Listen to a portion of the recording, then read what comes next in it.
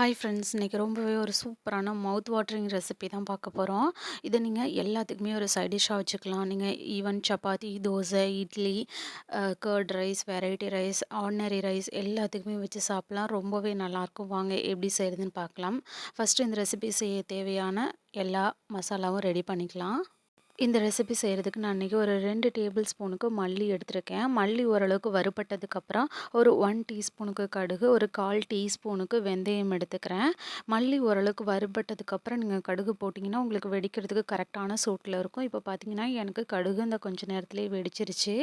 So இப்போது இதை ஒரு ஓரமாக ஆற வச்சிடலாம். இப்போ அதே பேன்லேயே ஒரு 5 வரமிளகாவை நான் லேசாக வறுத்து எடுத்துக்கிறேன். நீங்கள் இது மல்லி, கடுகோட போட்டு வறுத்தாலும் சரி, இந்த மாதிரி தனியாக எடுத்து வறுத்து ஆற வச்சுக்கிட்டாலும் சரிதான். இப்போது அதே பேன்லேயே நான் ஒரு 1 டேபிள் ஸ்பூனுக்கு ஆயில் ஊற்றிருக்கேன். இந்த ரெசிபி செய்கிறதுக்கு நான் இன்றைக்கி கத்திரிக்காவும் கொஞ்சமாக வாழைக்காவும் எடுத்திருக்கேன். வாழைக்காவை நல்லா நீட்டமாக கட் பண்ணி எடுத்திருக்கேன். இப்போ அதையும் நம்ம இந்த ஆயிலில் ஹாஃப் பாயில் பண்ணி எடுத்துக்கலாம். நம்ம திரும்பவும் இதை வேக வைக்க தான் போகிறோம். அதனால் லேசாக நம்ம வதக்கிக்கிட்டால் போதும்.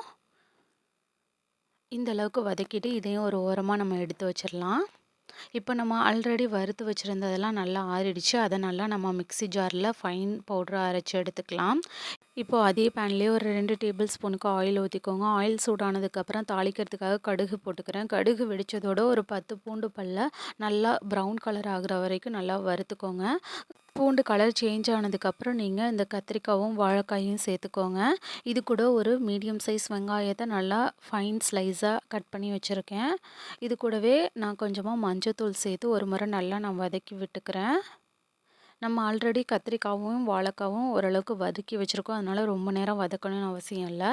இப்போ நம்ம ஆல்ரெடி அரைச்சி வச்சுருக்க அந்த பவுடரையும் இது கூடயே ஆட் பண்ணி ஒரு முறை எல்லாத்தையும் நம்ம நல்லா மிக்ஸ் பண்ணி விட்டுக்கலாம்.